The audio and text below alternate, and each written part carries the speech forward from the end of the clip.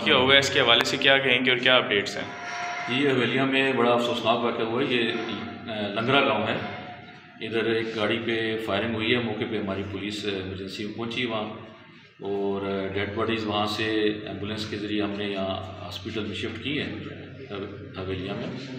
तो majority dead bodies जो हैं, तकरीबन 8 से 10 डेड बॉडीज़ अभी तक यहाँ रिसीव हो चुकी हैं, लेकिन शनाख्त नहीं हो रही क्योंकि जली हुई हैं। कुछ शनाख्त हुई हैं 2-3 डेड बॉडीज़।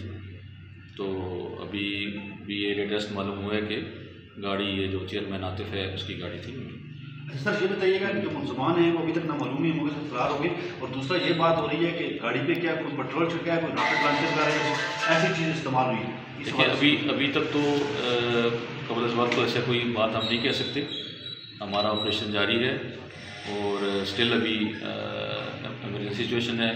डेड बॉडीज़ आ रही हैं, स्टिल देखते हैं। अभी फर्दर सूरत को बाद में पता चलेगी। शुक्रिया।